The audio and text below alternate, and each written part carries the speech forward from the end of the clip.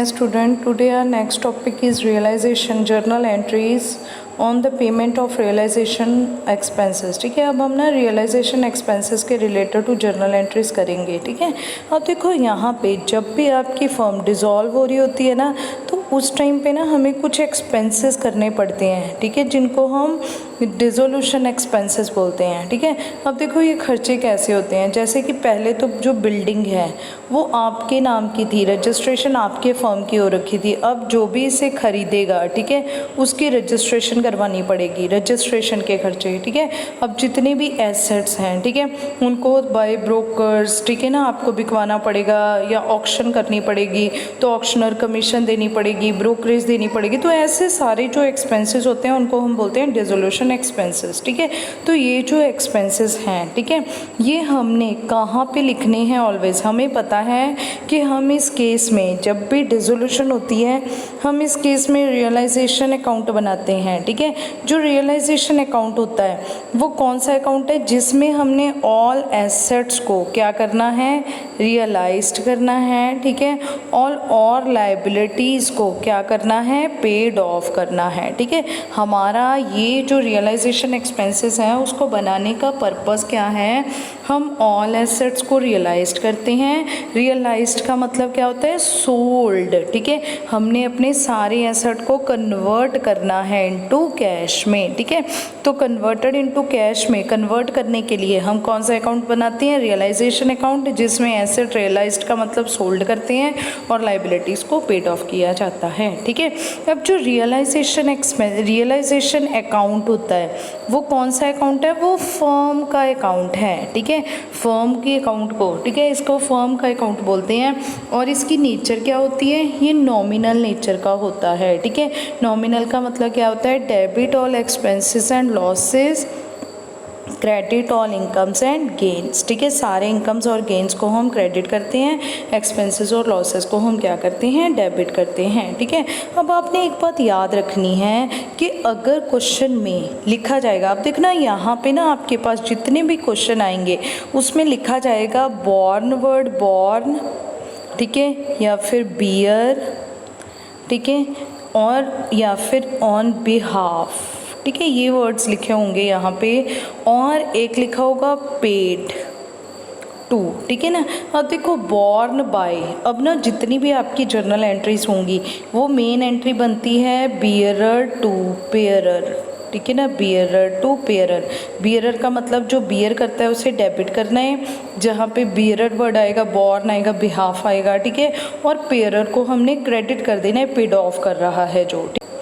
अब देखो यहाँ पे ए और बी ना दो फ्रेंड्स हैं। ठीक है ना, अब ना इन दोनों ने, जो बी है ना उसका फ्रेंड, उसने ना शादी पे जाना है, तो ना वो एक शॉप पे जाते हैं। बी कहता कि ए मेरे साथ मैंने शादी पे जाना है, मेरे साथ मेरे कपड़े लेने चलो। वो कहता है, ये कहता है नो प्रॉब्लम, मैं चलता हूँ तुम्हारे साथ। ठीक है, तो देखो वो दोनों ना शॉप पे गए, उन दोनों ने ना शर्ट्स खरीदी। ठीक है ना, बी ने खरीदी 2 शर्ट्स। ठीक है ना, तो जब वो शर्ट्स खरीद रहा था ना, ए को भी एक शर्ट पसंद आ गई। ए कहता कि शर्ट तो बहुत अच्छी है, मेरा भी दिल कर रहा है लेने का, पर इस टाइम ना मेरी जेब में 1 रुपया भी नहीं है। बी कहता कोई बात नहीं, ठीक है ना, मैं तुझे पैसे दे देता हूँ, तो बाद में मुझे दे देना। ठीक है, अब देखो इस केस में जो ए है वो कौन है, बियरर है। ठीक है, या फिर हम बोल सकते हैं on the behalf of A paid by B. ठीक है ना, ये कौन है, पेयरर है। ठीक है, या फिर पेडर है, जो पेड कर रहा है पर्सन को, ठीक है, जो पैसे को दे रहा है। ठीक है, तो यहाँ पे ये कौन है, पेयरर है, जो किसके बिहाफ पे पैसे दे रहा है, ऑन बिहाफ ऑफ ए। ठीक है, पर अब यहाँ पे क्या इन्होंने फ्रेंडशिप में ए ने पैसे दे, बी ने पैसे दे दिए तो ए को कभी वापस नहीं करने पड़ेंगे, नहीं, ऐसा नहीं है।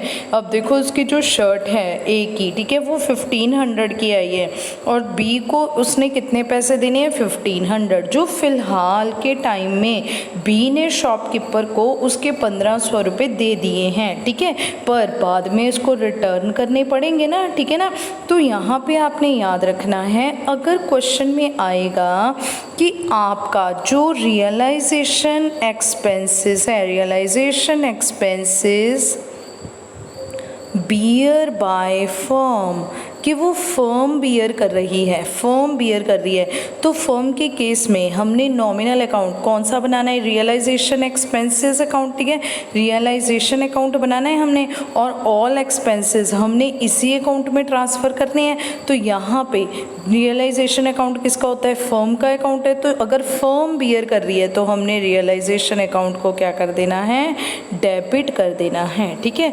और दूसरा केस, अगर आपको लिखा हुआ है कि realization expenses paid by firm, paid by firm, ठीक है, और फर्म पे कर रही है, तो आपने टू क्या लिख देना है, कैश, क्योंकि अब फर्म के अकाउंट में से क्या जा रहा है, पैसे जा रहे हैं, ठीक है। तो आपने याद रखना है, अगर लिखा हुआ है बियर बाय फर्म तो हमने वहाँ पे रियलाइजेशन को डेबिट करना है, क्योंकि रियलाइजेशन फर्म का अकाउंट है, और अगर लिखा है पेड बाय फर्म तो हमने पे टू कैश कर देना है, क्योंकि फर्म की जेब से पैसे जा रहे हैं, ठीक है।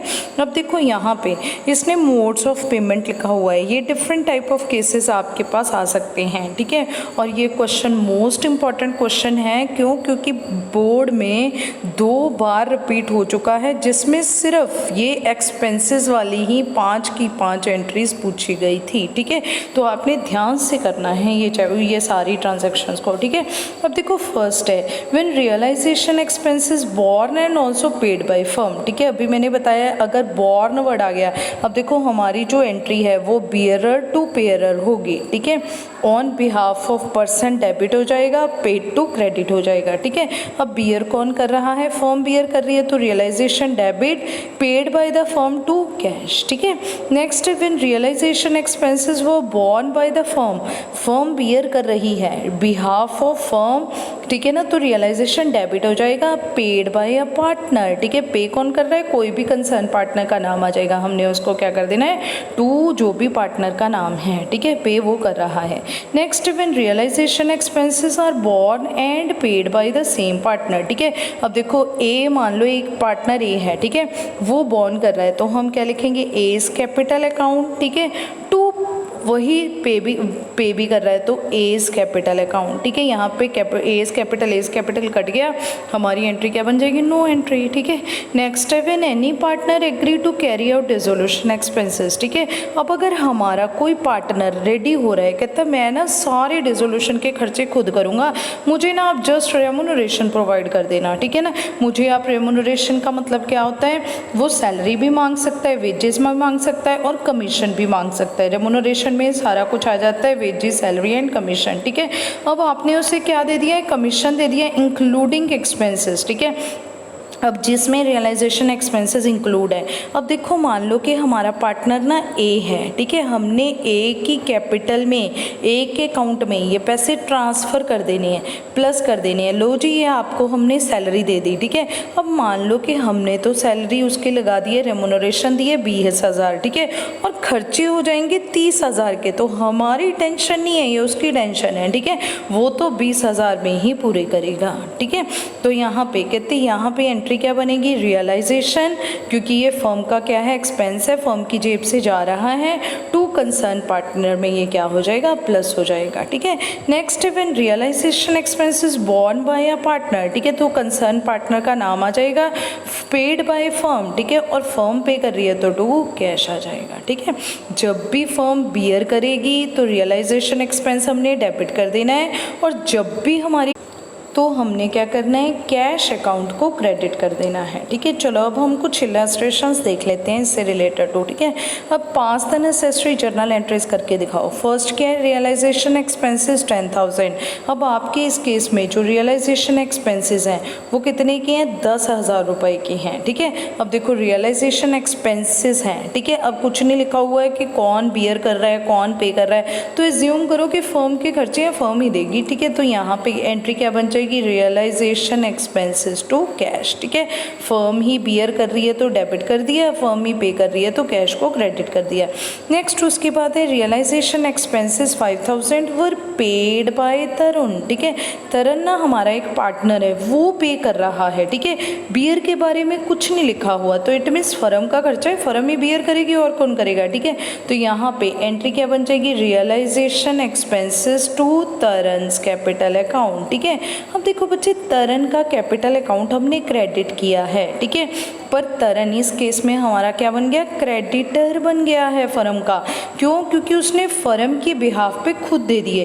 फिलहाल तो फर्म के बिहाफ पे वो खुद दे रहे, पर इन फ्यूचर फर्म को से उसके पैसे वापस करने पड़ेंगे ना, ठीक है। तो अब तरन जब हमारा क्रेडिटर बन गया है तो हमने उसे उसके पैसे देने हैं, ठीक है। वो कौन सा कोई एक्सटर्नल पर्सन है कि जब हमारे पास आएगा तब हम उसे पैसे दे देंगे?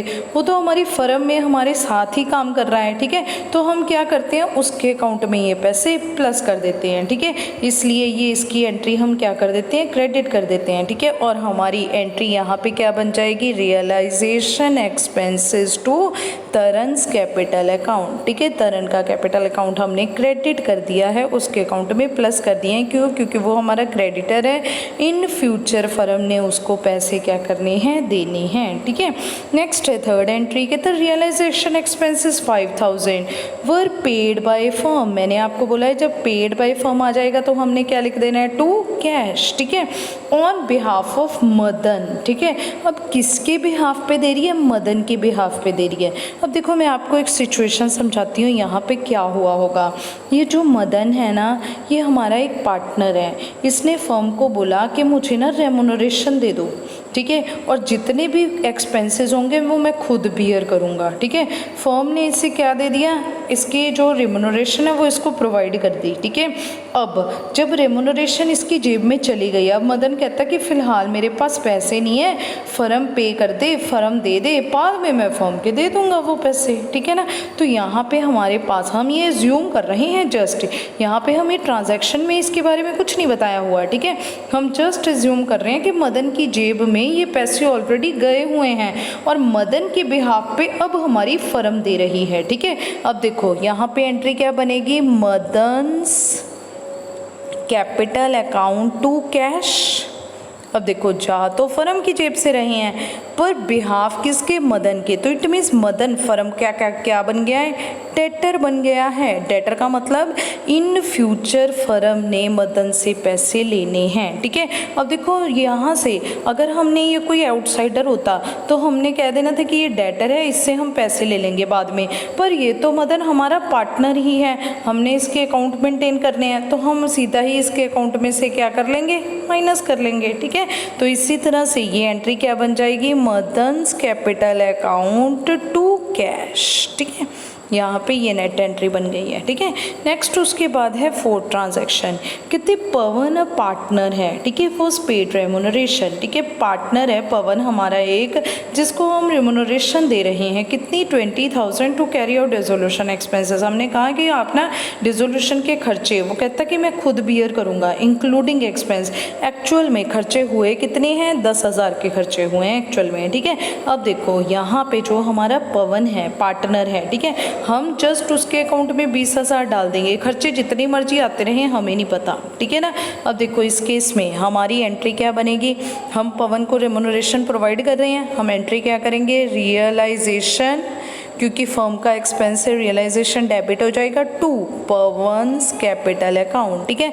हम पवन के अकाउंट में ये पैसे प्लस कर रहे हैं, ठीक है। कितने पैसे, 20,000 रुपीज़ एंड 20,000 रुपीज़, ठीक है। नेक्स्ट उसके बाद केस क्या है, अब देखो नेक्स्ट वो क्या कह रहा है, कहते हैं एक्चुअल एक्सपेंसेस वही कितने के हैं, 10,000 के। अब जो एक्सपेंस है वो बियर कौन करेगा, पवन। तो हम एंट्री क्या करेंगे, पवन्स कैपिटल अकाउंट, और पेड कौन करेगा, पवन ही तो पेड करेगा, तो पवन्स कैपिटल अकाउंट, ठीक है।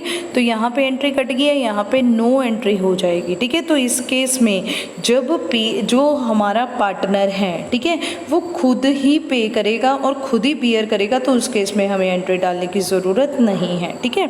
अब देखो नेक्स्ट है फिफ्थ एंट्री, कहते डिसोल्यूशन एक्सपेंसेस हुए हैं 8,000 के, out of the said expenses 3,000 were borne by the firm.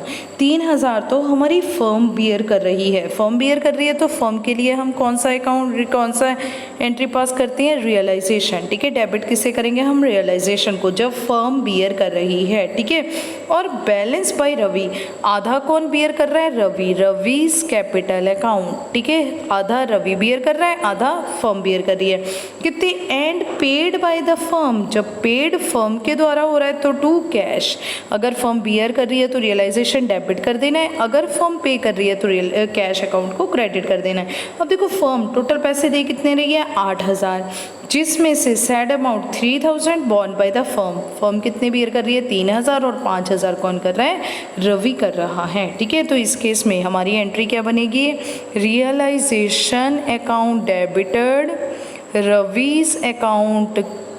Ravi's capital account debited to क्या आ जाएगा, कैश। ठीक है, अब रवि के बिहाफ पे फर्म दे रही है तो रवि हमारा डेटर बन गया। इन फ्यूचर हमने इससे पैसे लेने हैं। ठीक है, कितने पैसे लेने हैं हमने इससे, 5,000 रुपये। ठीक है, तो इसके अकाउंट में से हमने क्या कर देने हैं, माइनस कर देने हैं। नेक्स्ट देखो, इसके बाद नेक्स्ट एंट्री है 6th, realisation expenses of 5,000 were to be borne and paid by Karan. ठीक है, अब देखो करण ही रियलाइजेशन के एक्सपेंस बियर कर रहा है तो डेबिट हो जाएगा, और करण ही पे कर रहा है, ये क्या हो जाएगा, क्रेडिट हो जाएगा। तो इस केस में हमारी एंट्री क्या बन जाएगी, नो एंट्री। ठीक है ना, क्योंकि अगर पार्टनर पर्सनली बियर करे और पे करे तो हम कोई एंट्री पास नहीं करेंगे। ठीक है, नेक्स्ट है 7th एंट्री।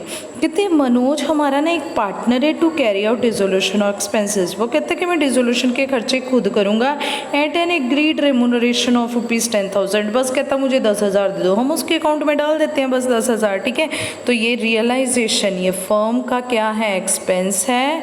टू किसके अकाउंट में डाल देने हैं हमने, मनोज के अकाउंट में पैसे डाल देने हैं, उसके अकाउंट में हमने प्लस कर देना है तो हम क्रेडिट कर देंगे। ठीक है, नेक्स्ट है देव हमारा एक पार्टनर है, पेड रेमुनरेशन 15,000, जिसको ना हमने रेमुनरेशन देनी है 15,000 for the dissolution of the firm. Realization expenses of 8,000 were paid by the firm. ठीक है, अब देखो पहले तो हम सिर्फ उसे क्या दे रहे थे, एक रेमुनरेशन दे रहे थे और ये वो खुद बियर कर रहा था, पर अब इस केस में हम उसे रेमुनरेशन भी देंगे। ठीक है ना, और हम जो खर्चा है फर्म का वो भी फर्म ही बियर करेगी। ठीक है, अब देखो यहाँ पे अगर हमें ये सिचुएशन ना दी हो फिर तो हम अजम्पशन लगा लेते हैं कि जो फर्म के एक्सपेंस हैं वो कौन बियर कर रहा है, हमारा पार्टनर। बट इन केस हमें मेंशन है कि फर्म बियर कर रही है जो एक्सपेंस है, तो फिर तो फर्म ही देगी पैसे। ठीक है, तो यहाँ पे हमने केस में क्या एंट्री करनी है, रियलाइजेशन टू, जिस भी पार्ट को रेमुनरेशन दी जा रही है देव्स कैपिटल अकाउंट में हमने रेमुनरेशन ट्रांसफ़र कर देनी है, और टू कैश का मतलब एक्सपेंस दे रहे हैं। रेमुनरेशन 15,000, 8,000 के एक्सपेंस, टोटल फर्म का खर्चा कितना हो गया है, 23,000 का। ठीक है, नेक्स्ट उसके बाद है लास्ट एंट्री, कितनी, रियलाइजेशन एक्सपेंस है 5,000 वर बॉर्न बाय पवित्र। ठीक है, तो पवित्र बियर जो हमारा जो पार्टनर है, ठीक है ना, जिसके बिहाफ पे पैसे दिए जा रहे हैं, पैसे बॉर्न, बियरर कौन है, पवित्र है, देने किसने थे, पवित्र ने देने थे। ठीक है, however it was paid by Hitesh, पर दे कौन रहा है, हितेश दे रहा है पैसे। ठीक है, तो पवित्र जो है, ठीक है, उसके अकाउंट हमने डेबिट कर देने हैं, क्योंकि इन फ्यूचर पवित्र हमारा क्या बन गया, इस टाइम डेटर बन गया है। उसके अकाउंट से माइनस करके हमने पैसे किसके अकाउंट में डालने हैं, हितेश के, क्योंकि फिलहाल ये है किसके पैसे हैं, हितेश के। देने तो हितेश को चाहिए थे पर दे किसने दिए, पवित्र ने दे दिए हैं। ठीक है, तो अब हमारा पवित्र जो है वो क्या बन चुका है, डेटर बन गया है, इसके अकाउंट से हमने लेने हैं, और हितेश क्या बन गया, फर्म का क्रेडिटर बन गया है, क्रेडिटर को हमने देने हैं, हम पवित्र के अकाउंट से निकालेंगे और हितेश के अकाउंट में डाल देंगे। ठीक है, ये हमें सारी ट्रांजैक्शंस की क्या बता रखी है, इन्होंने एक्सप्लेनेशंस बता रखी हैं, ये आपने देख लेनी है। ठीक है, चलो भैया अब हम एक इलस्ट्रेशन और देख लेते हैं फॉर मोर क्लैरिफिकेशन। अब देखो यहाँ पे इलस्ट्रेशन 9th है, pass the necessary journal entries on the dissolution of partnership firm in the following cases. ठीक है, फर्स्ट केस है एल हमारा एक पार्टनर है, वो से appointed to look after dissolution process, ठीक है, जिसको हमने डिसोल्यूशन का सारा खर्चा, सारी प्रोसेस देखने के लिए अपॉइंट किया हुआ है। For which he was given remuneration, हम इसे रेमुनरेशन दे रहे हैं। कितनी रेमुनरेशन? 10,000। बस हमने इसके अकाउंट में प्लस कर देना ये पैसा, ठीक है। जो भी पार्टनर के अकाउंट में प्लस होता है वो क्रेडिट हो जाता है, जो पार्टनर के अकाउंट में से माइनस होता है, ठीक है, जो पार्टनर से हमें लेना होता है, ठीक है, वो हम क्या कर देते हैं? डेबिट कर देते हैं उसके अकाउंट में, ठीक है। हमें पता है ना, हमने पार्टनर्स के कैपिटल अकाउंट बनाए थे। पार्टनर्स के कैपिटल अकाउंट बिजनेस की क्या होती है? लायबिलिटी होती है। लायबिलिटी का क्रेडिट बैलेंस प्लस होता है और डेबिट बैलेंस माइनस, ठीक है। अगर कुछ पैसे डालने होते हैं उसके अकाउंट में प्लस कर दो, अगर निकालने होते तो माइनस, ठीक है। अब रेमुनरेशन हम उसे प्रोवाइड कर रहे हैं, तो ये फर्म की क्या है? खर्चा है फर्म का, तो रियलाइजेशन 2 उसके अकाउंट में हम एल के अकाउंट में इसे क्या कर देंगे? क्रेडिट कर देंगे, ठीक है। क्यों? क्योंकि हम उसके अकाउंट में ये प्लस कर रहे हैं, ठीक है। नेक्स्ट है डिसोल्यूशन एक्सपेंसेस हो गए 8,000 were paid by a partner M, ठीक है। डिसोल्यूशन का खर्चा हमारा 8,000 का है, पेड बाय द पार्टनर, ठीक है। अब पार्टनर पे कर रहा है, ठीक है, पार्टनर का नाम क्या है? एम, ठीक है।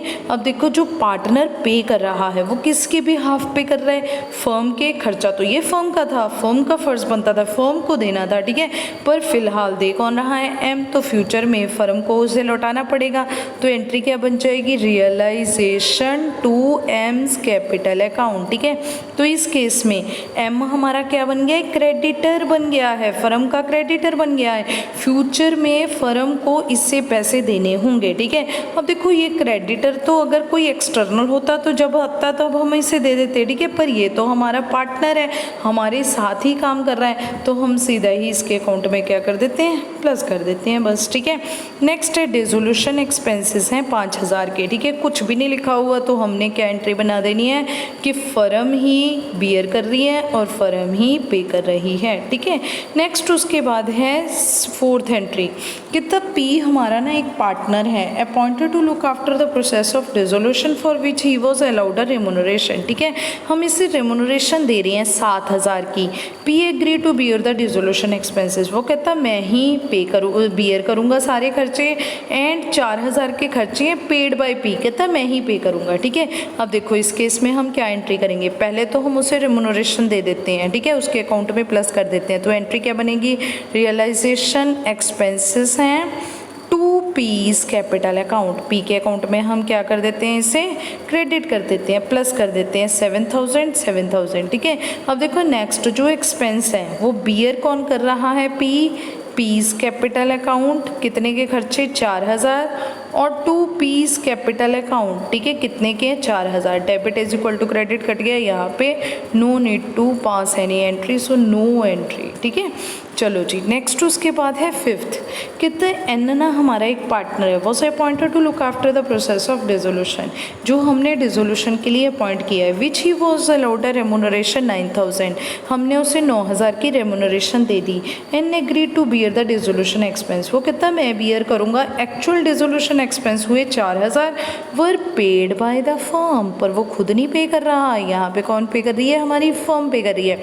सबसे पहले तो उसे रेमुनरेशन दो, क्या एंट्री बनेगी? रियलाइजेशन 2 हम किसके अकाउंट में डाल देंगे रेमुनरेशन? एन के, एन्स कैपिटल अकाउंट, ठीक है। कितने पैसे? 9,000 और 9,000 रुपये, ठीक है, ये हमने उसके अकाउंट में प्लस कर दिए हैं। अब यहाँ पे क्या हुआ? डिसोल्यूशन एक्सपेंसेस बियर का मतलब डेबिट कौन होगा? एन्स कैपिटल अकाउंट, ठीक है, जो behalf of an paid by the firm, ठीक है। अब देखो कितने पैसे? 4,000। जब हमने एक बार उसे 9,000 रुपये दे दिए हैं तो फर्म कहती है अब तुम ही बियर करो, ठीक है ना, 4,000 के खर्चे, पर एन कहता कि मेरे पास पैसे नहीं है, ठीक है ना, आप दे दो मुझे पैसे, ठीक है ना। तो एन ने हमसे पैसे लिए हैं, एन के बिहाफ पे फर्म दे रही है, पर फ्यूचर में फर्म, ये जो एन है वो फर्म का क्या बन गया है? डेटर बन गया है। फर्म के एन के अकाउंट में से जो फर्म है वो पैसे क्या कर लेगी? निकाल लेगी 4,000 रुपये, ठीक है। क्यों? क्योंकि हमने एन के बिहाफ पे फर्म ने पैसे पे किए हैं। अब देखो यहाँ पे Q हमारा ना एक पार्टनर है, वो से appointed to look after the process of dissolution, जिसको ना हमने अपॉइंट किया है कि तुम ना डिसोल्यूशन का सारा काम देख लो, for which he is allowed a remuneration, जिसके लिए हम उसे कितने पैसे देंगे 18,000। Q agree to take over stock, पर Q पता क्या कहते हैं कि मुझे पैसे नहीं चाहिए, आप ऐसे करो जो आपका स्टॉक पड़ा है ना वो दे दो मुझे 18,000 रुपये का, ठीक है। कितने for this remuneration the stock had already been transfer to realization, जो स्टॉक है वो हमने पहले ही रियलाइजेशन में ट्रांसफ़र कर रखा है, ठीक है। अब देखो जो हमने पहले ही ट्रांसफ़र कर रखा है, हमने सिर्फ कौन सी एंट्री पास करके दिखानी है, कैश की, ठीक है, कि हमारे पास पैसे आ गए और स्टॉक चला गया, पर यहाँ पे तो पैसे आए ही नहीं, ठीक है। पैसे तो जो इसको देने थे वो हमने क्या कर लिए, इंटरचेंज कर लिया ये ट्रांजैक्शन को, ठीक है। अब देखो हमारी एंट्री क्या होगी, अगर हुई, वैसे तो यहाँ पे नो एंट्री बनेगी, अगर हुई तो हम इसकी रेमोनरेशन की एंट्री क्या पास करेंगे कि रियलाइजेशन का ये एक्सपेंस है, टू क्यूज़ कैपिटल अकाउंट, जो रेमोनरेशन हमने देनी है वो हम क्यू के कैपिटल अकाउंट में क्रेडिट कर देंगे, उसके अकाउंट में ट्रांसफ़र कर देंगे कि लो जी भाई आप अपने पैसे इतने ले जाओ, ठीक है। और अब वो हमारा स्टॉक लेके जाता अगर, तो वो हमारा डेटर बन जाता, तो Q's capital account to realization, ठीक है ना। अब कितना अमाउंट है 18,000 18 यहाँ पे 18 यहाँ पे। अब देखो रियलाइजेशन कैंसिल, Q कैंसिल, यहाँ पे क्या बनेगी हमारी नो एंट्री, ठीक है। क्यों, क्योंकि फुल सेटलमेंट में दोनों ट्रांजैक्शंस जो हैं debtor is equal to credit जो हैं वो कैंसिल हो चुकी हैं, ठीक है। ये थी हमारी डिसोल्यूशन की एक्सपेंसेस की एंट्रीज, ठीक है। Thank you.